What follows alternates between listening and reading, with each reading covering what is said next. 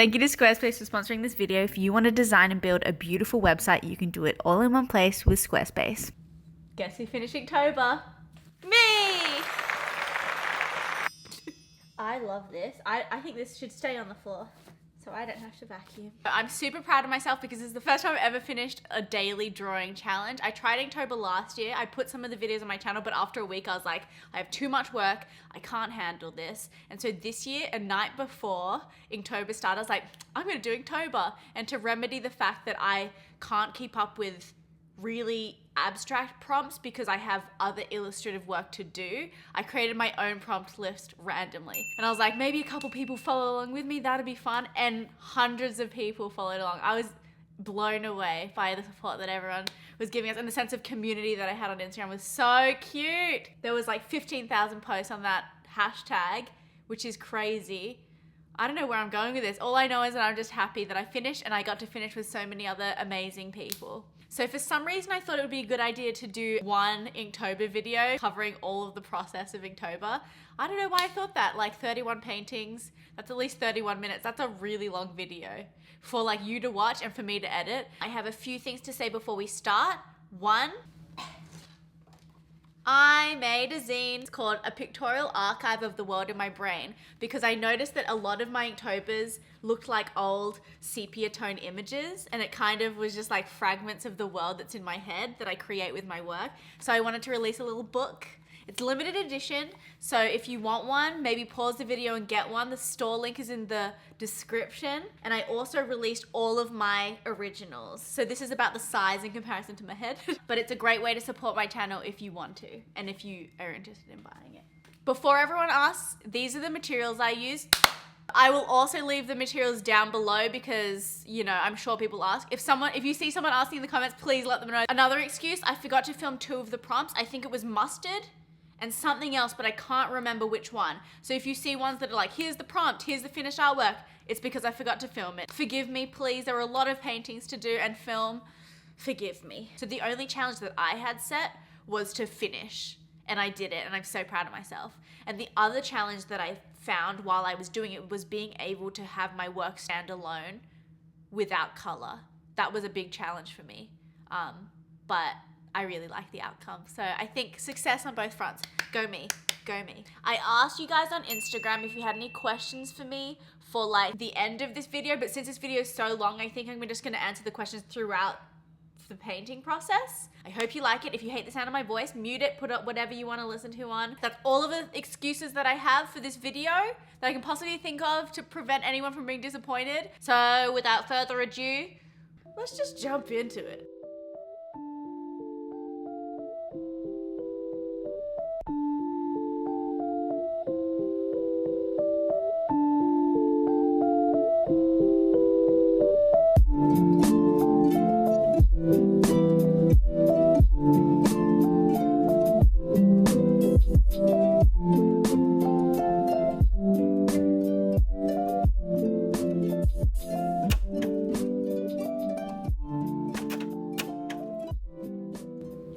Hello everyone, it's voiceover Sha'an here. I'm not gonna really explain what's going on in the videos because I think that it's quite obvious with the prompts what the things are. It was quite a literal prompt list, which is why I think people liked it so much, because it wasn't as abstract. You didn't have to do so much concepting and do something that was really crazy. It was just literally about having fun painting. So I'm not gonna explain it, but if you do have any questions, ask them below and I will answer you, I promise. Okay, let's start with some questions from the internet. Why did you choose to use a monochrome palette? That's from Nate. This is a good one because I talk so much about how I moved away from being so desaturated and just let myself be colorful. For the last couple of years, I felt so comfortable with my sense of color and playfulness in my work. And I think that I decided to do sepia, firstly because people complained last year that I did like lots of colors. They said that it wasn't ink or whatever, when it was liquid watercolor, but they're very similar mediums. So I was like, you know what? I'm not gonna leave any room for error. I'm gonna do actual ink. And I was quite nervous because I was like, can my work stand alone without color? I'm happy to report that personally, I really liked it. I feel like I've really evolved in terms of like having a consistent style through a lot of my work that without color, it's still mine. and it was really, really nice to see. I don't think it would be something that I would have tried if I didn't do Inktober this year. So I'm really, really happy I did it.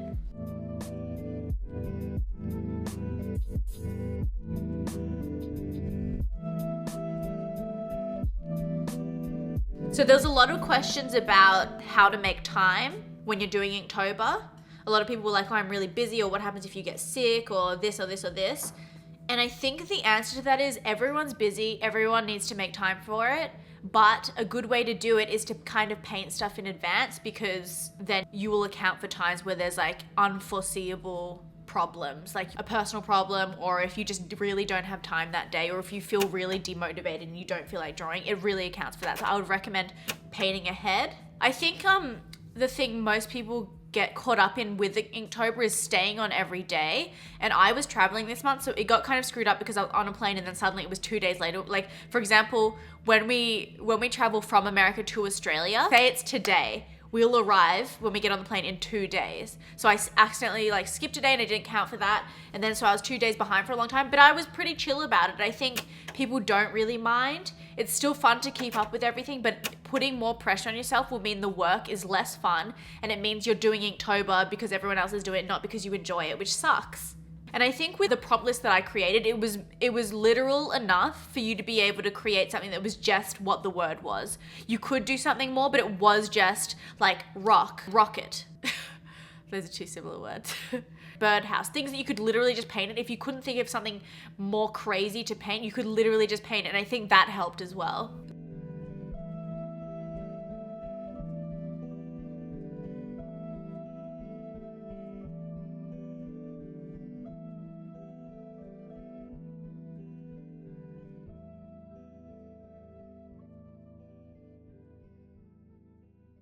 This is similar to one of the other questions, but were you strict with once a day, or did you do a batch of them in a few sittings? A lot of people had this question too, and I did do a large number at one time because we were going to LA for 10 days and I didn't want to have to bring all my ink, all my watercolor paper, my setup for shooting.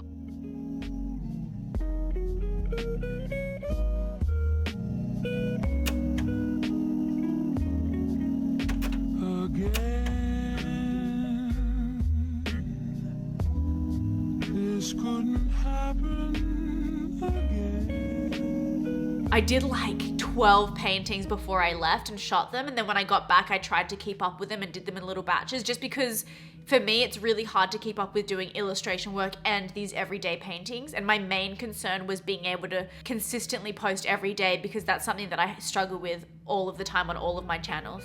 So I wasn't strict with one a day, but I was strict with I wanted to be able to post every day and be consistent with that.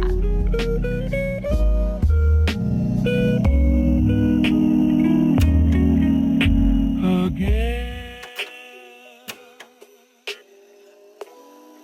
this couldn't happen again. How do you print and produce your zines? Basically, I don't go to a place that makes zines. Like, I just go to a printing shop, especially with zines when it doesn't need to be like artist quality paper stock.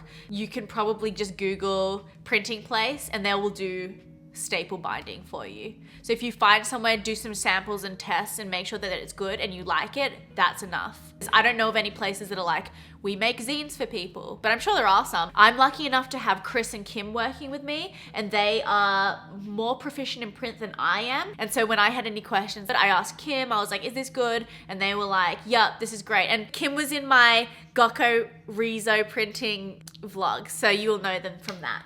But basically, if I had any questions at all and I needed someone to proof it, I'm lucky that I have a team of people that know what they're doing and that have a good eye for cute stuff to be able to help me do that.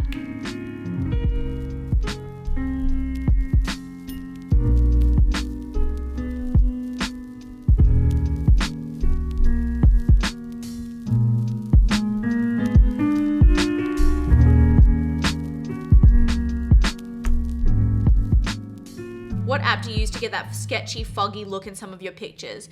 I don't really know what that means, but if you're talking about the grain, I use Visco to add grain. You can also do it on Lightroom mobile. But if you're talking about the little particles and like dust specks and stuff, I just draw that by hand. Sometimes there's just no shortcut around it. You just got to do it by hand.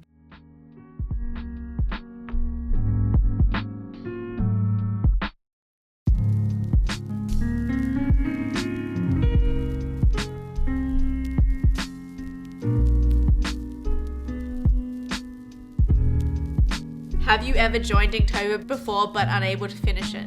Yes, like every single time. Actually, I've only joined Inktober once, and that was last year, and I publicly did not finish it in front of everyone. But no one complained. You guys are so nice. I was just like, I'm gonna upload a video every day and do a painting every day when I have millions of jobs on at the same time. I don't know why I did that to myself, to the point where I did a poll. I was like, should I do Inktober this year? And Chris was like, he clicked no, and then he messaged me and he was like, no. Because last year I really stretched myself thin. I had all of this client work. I was trying to upload a video every single day, like for Inktober, and paint every day, and it was just way too much work. Like, I don't know why I did that. That was a really silly idea.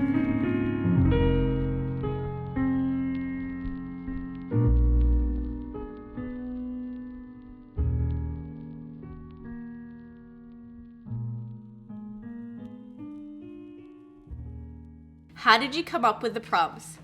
I don't know if I can explain that, because I literally just sat in my bed and was like, here are the things that I would like to draw. And then I made a list and I was like, should I share this? All right, I'll share it. And I shared it and people were like, wow, this is cool. And then that's how it happened.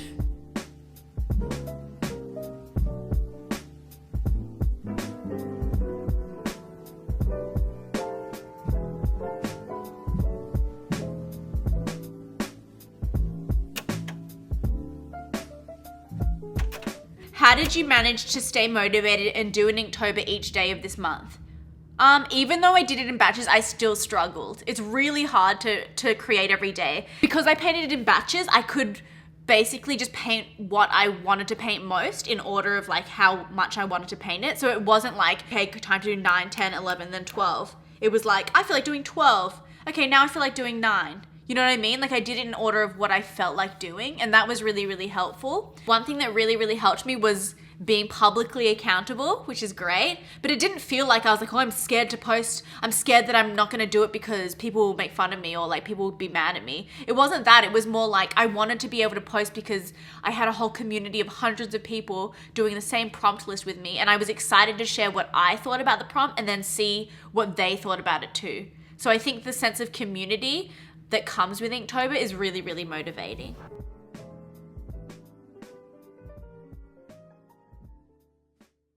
Did you learn something unexpected from committing to Inktober this year? Yes. I learned that it's possible. If I put my mind to it, I can paint every day. I can. And that will help me when I'm like, oh, I feel like I want to make something, but I have so much work on, when really it only takes 20 to 30 minutes to paint something that looks good. So I should just do it. It just reinforced that idea of like, just jump into it and it'll get done. Another thing is that my work can stand alone without color. I know I've said that so many times already, but it just really, really was something that made me so happy, because I think I got so involved with, this is my work is colorful, my work is vibrant, that I kind of put myself into that box, and I didn't think that maybe it could also look good without it and still be playful without color, but it can, and I really, really liked it.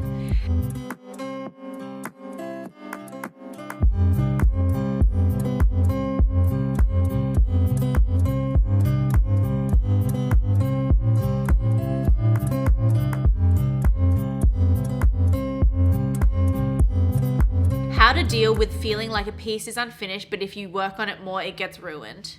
I think you just have to try and realize that you can just do it again. There were a couple of pieces for me that I didn't like the end result. I think it was like 2 or 3 where I finished it and I was like, I don't like it. So I started again. Specifically the peach one. I don't know if I'm going to show the first image here because it's very graphic. If you don't like pictures of like male anatomy, don't look. So my idea behind the peach one was that it's like a little peach that dropped their leaf and it's their bum. But the first one I did, because of the shape of the peach, it looked like a ball sack. And I was like to Chris, and also the fur was like not soft, it was like spiky, so it looked like a stubbly ball sack. And I was like, should I redo this? And I wasn't going to. I was like, I've got so much to do before we leave, like I can't. But then I looked at it, I was like, I cannot post this on the internet. But I guess I am now, so enjoy. Let that burn into your retinas.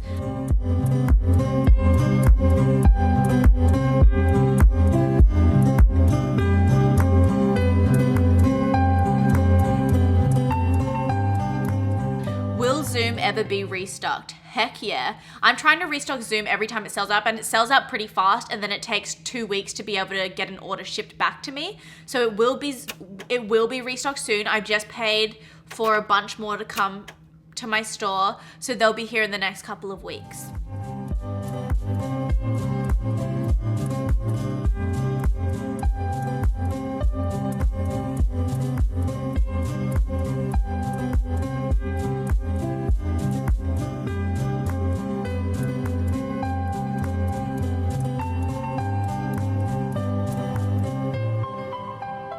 I've discovered many illustrators have their own color palette that works so well with them. How did you find yours, and is it hard to stick to? With me, color's not so much like I'm gonna use these colors, like these are the ones that are gonna be in my work. It's more like an intuitive process. Like I use the colors that I like, and I use color combinations that I love. And I think when that's your brand, when your brand is just the stuff that you like, it's really easy to be able to change it up and try new things because people already like what you're doing because of your taste. Not necessarily like, I like blue, so I'm gonna follow this person because they make a lot of blue work. It's never like, I need to stick within this range. It's never like that for me. I think putting those restrictions on yourself can be very bad. It can be very like crippling in the creative process. So I try not to do it.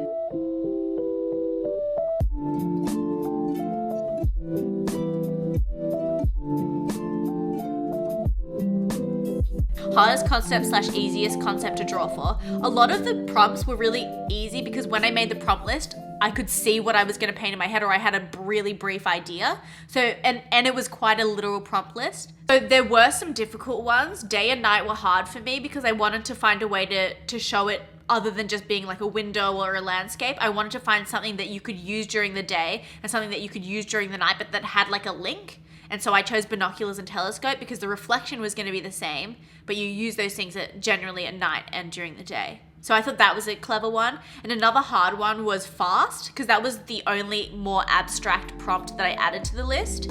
That's one of my favorite ones. So I'm glad that I challenged myself.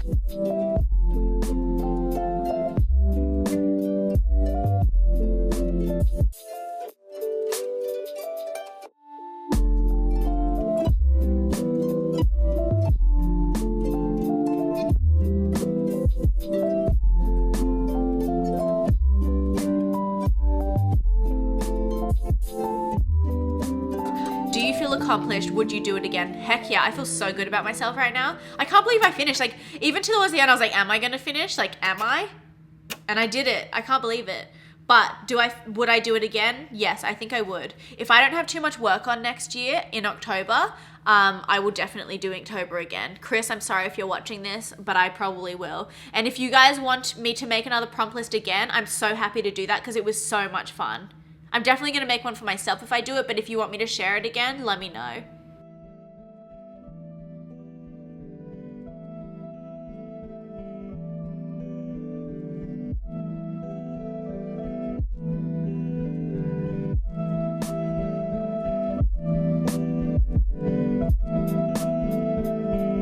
Which day was your favorite or most fun to paint? I don't know. I really just loved it. I think I liked the ice cream truck a lot. The birdhouse. I liked the ice cream truck, the birdhouse. I liked fast. There was just so many that were so fun to paint. I think overall I just had so much fun doing this.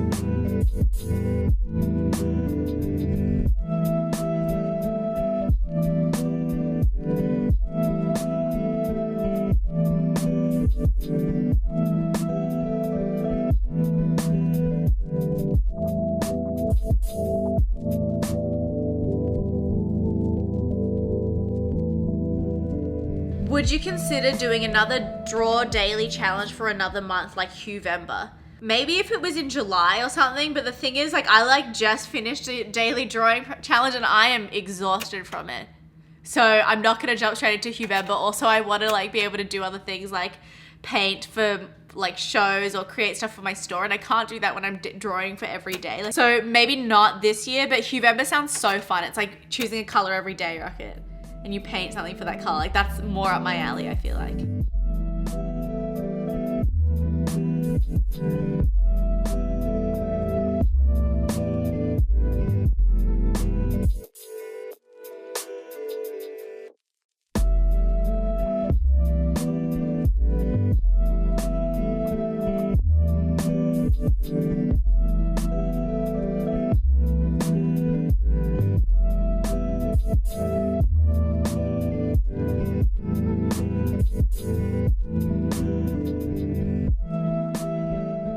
What would you do differently next year? I think I might use color next year. And I don't think I'll use a shellac ink because I don't like I basically used a shellac ink because it's what I had already in the studio, but I don't think I'll use it again because it has kind of a satiny finish. So when you paint something really, really dark or really, really pigmented, it's a bit shiny and I don't love that finish.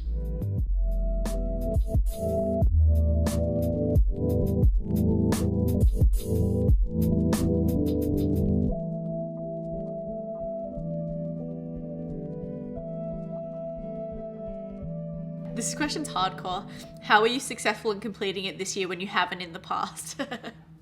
Again, like it's just scaling it down, smaller pieces, less complex prompts, less color schemes, and not filming it every single day, or like not posting a video every single day and not having as much creative work on. Again, this couldn't happen again.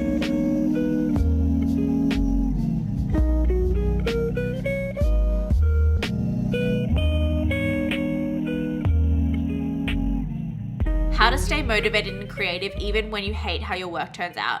If you don't like what you've done, start again. Like you don't need to, it's not finished until you like it. Like either you need to decide that you don't like it and you're throwing it away, or you need to decide to start again. And in the case of Inktober, when you have to post every day, the only option that you have is to start again.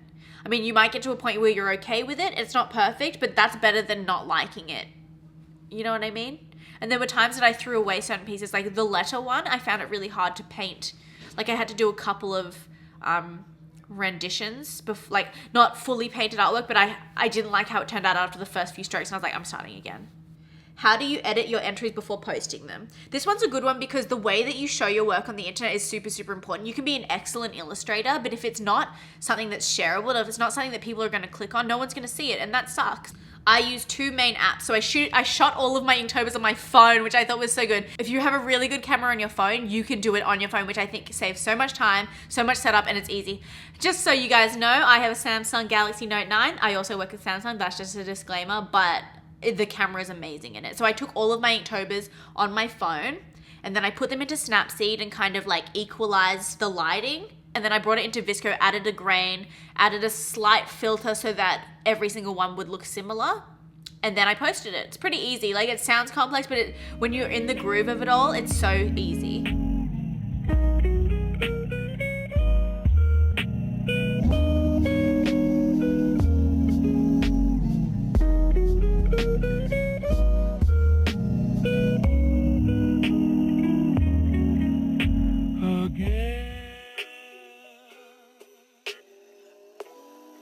This couldn't happen again.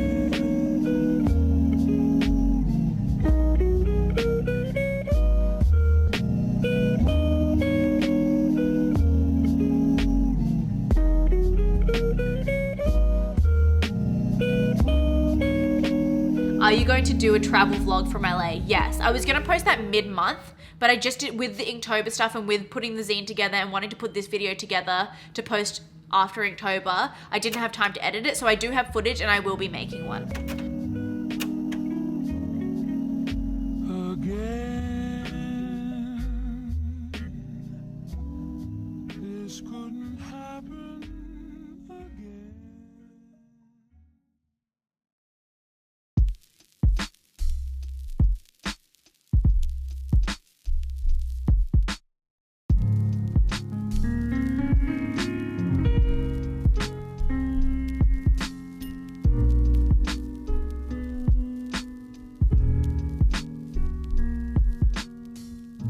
What does your sketch process look like before? Do you use Pinterest or Google for reference?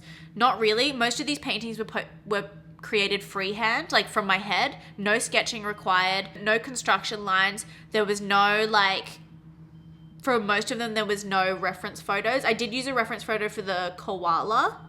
And I think I used a reference photo for one other thing, but I can't. Oh yeah, for the bones, because it's really hard to draw anatomy without knowing what exactly it is. But even then I wasn't doing major sketches. I literally did thumbnail sketches. I'll show you some thumbnail sketches. Boom. But mostly it was just from the top of my head, which I thought was really liberating. Just like with the recent print vlog that I did, where I was really struggling because I was planning everything out too much. When I let myself just go free with a paintbrush and some ink, it really, really felt great. And I think that's just reinforcing that idea with me that that's what I should be doing for my process. I try not to use Pinterest or Google too much, and I especially don't try not to use anyone else's artwork. Like I never use anyone else's artwork for reference. I just use photographs, and even then I'm doing sketches, and then I'm basing the paintings off my sketches, so it's never really truly from a photograph. I think that's important.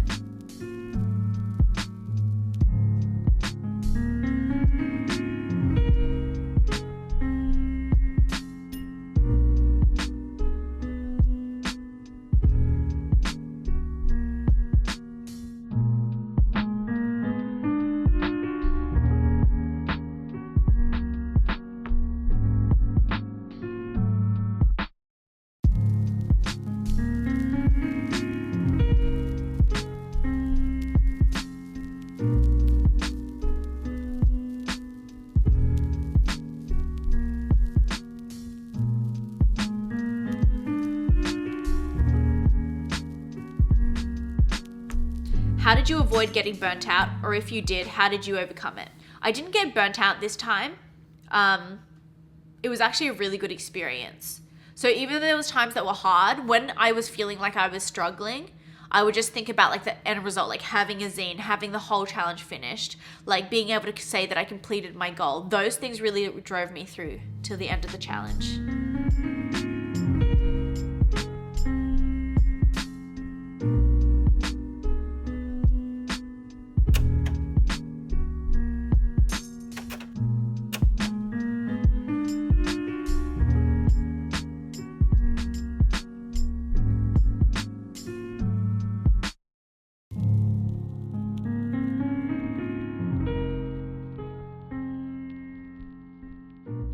How do you feel about people using different mediums other than ink for Inktober? To be honest, I don't really care about it. I feel like I see Inktober now as having developed into a daily prompt challenge more than an ink challenge. I know people can be really grumpy about it, but personally, I don't really care. I feel like if it's promoting you to create every day, do it. If it's a new medium that you've never tried before, definitely do it.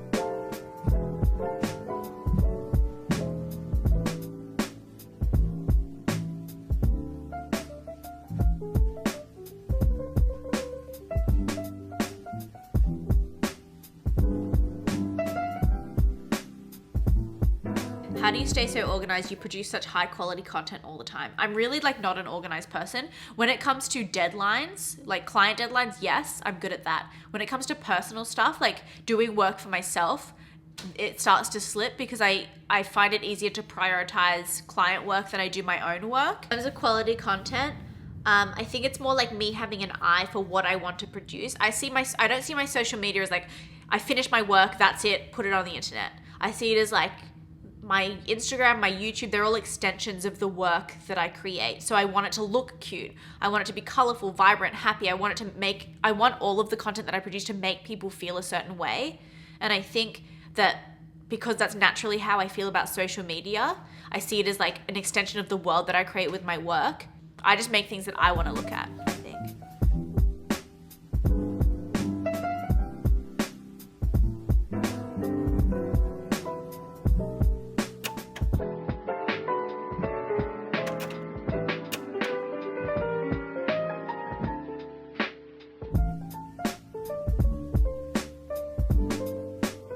How do you feel confident posting your art every day for so many people to see?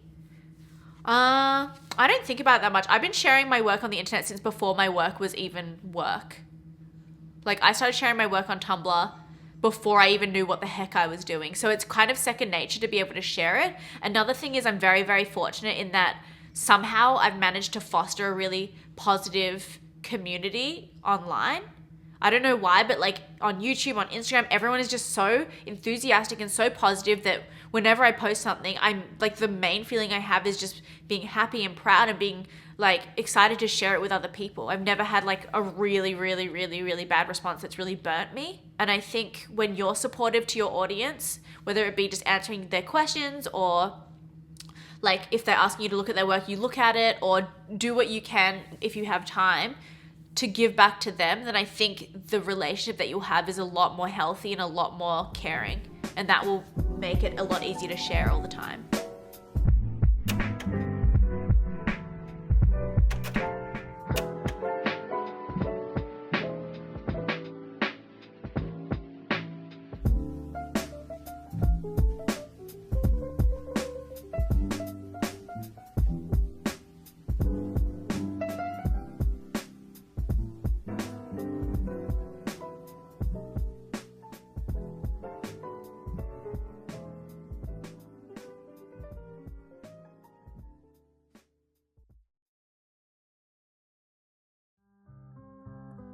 Would you talk briefly about the production of a zine? Are you self-printing? We're not self-printing because a lot of the numbers in my store now are in the hundreds. It's just not smart. It's not a good business to print myself. Like, and have to staple it all myself. It's not good.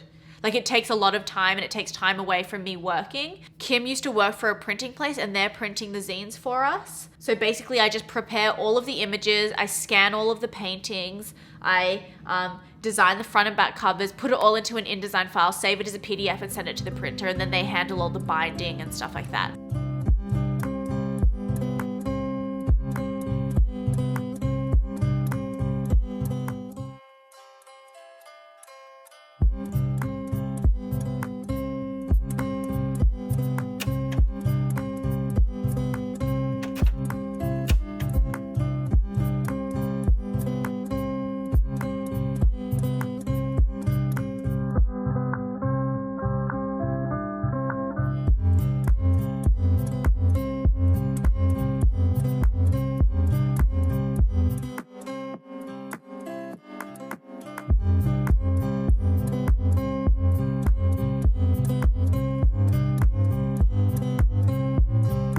How long did each one take you?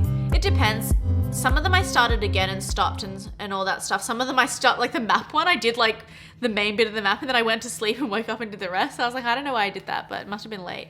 I guess on average they probably took about half an hour each. I tried to keep it short and simple. I didn't want it to be painful. I think that's one of the things that helped me get through Inktober.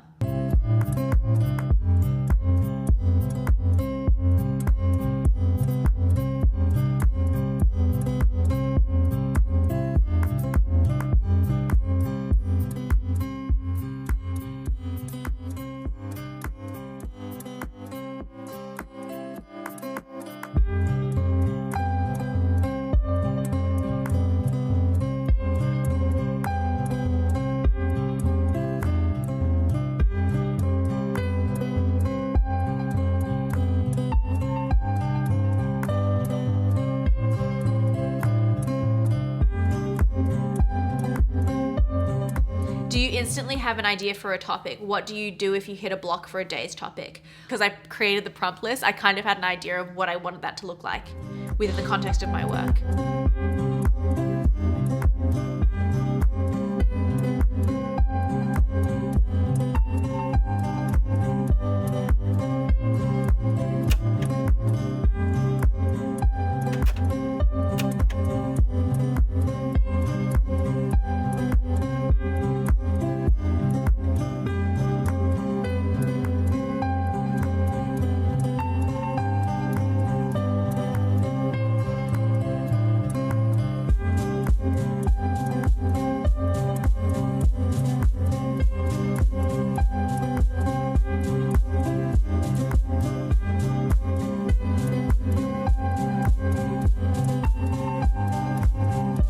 How do you get so many tones and so much detail with one color of ink for your Inktober illustrations?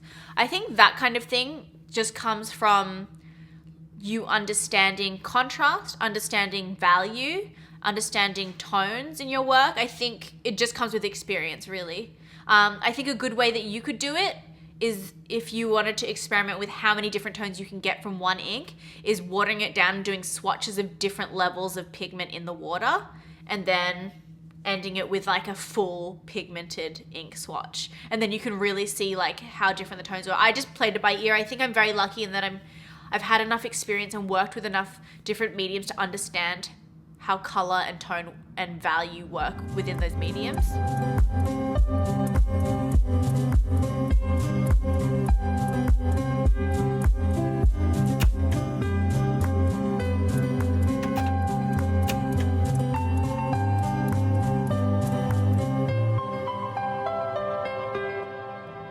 How do you tackle transferring physical illustrations into an Inktober zine? So I get this question a lot of how to take physical artwork and make it Instagrammable, like ready for Instagram or ready for print. And the thing that I do, you can photograph it with a camera, but I like to scan it just so that there's like a good level of sharpness. And I make sure to bring down the exposure a little bit so that the paper is a little bit darker and so that all the details don't get lost in the lighter grays and the stuff like that, the lighter hues.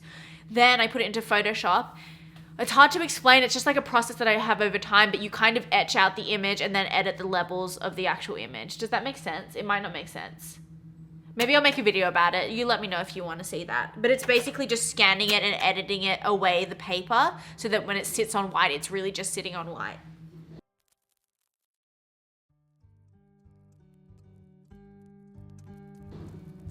Did you miss color so much that you would use it for next year's Inktober? Yes. Yes, I will.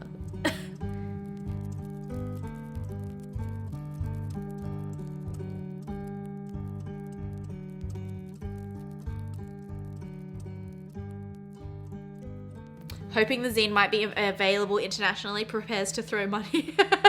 Yes, everything in my store is always available worldwide. So if you're anywhere and you want to buy something from my store, you can get it.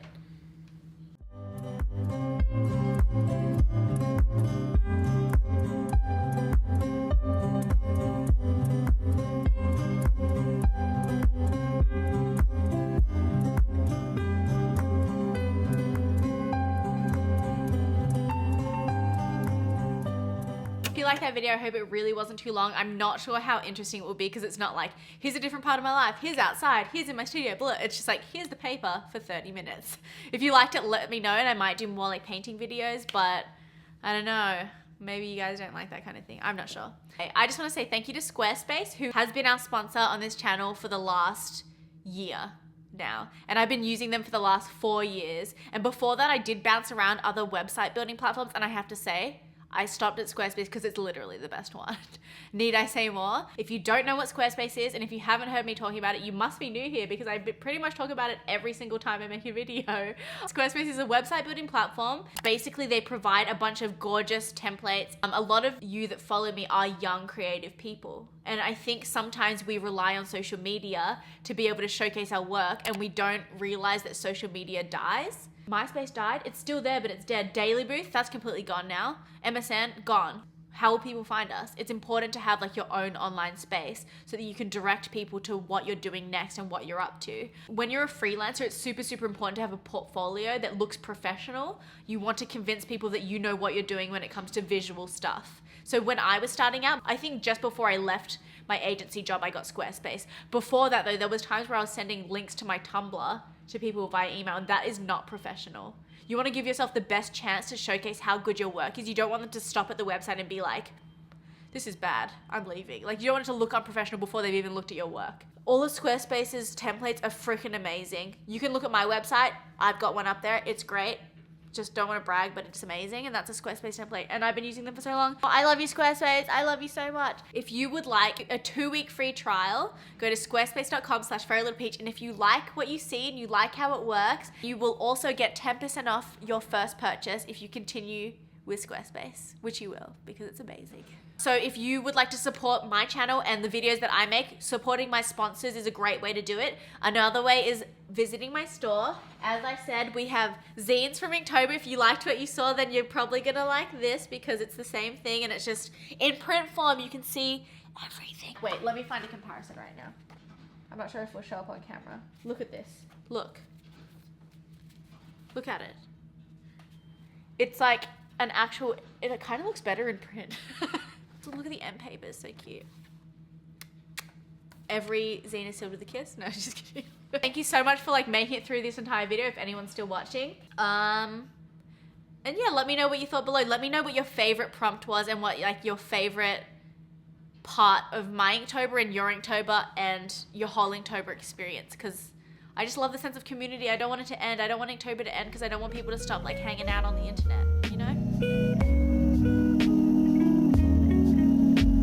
Again, this couldn't happen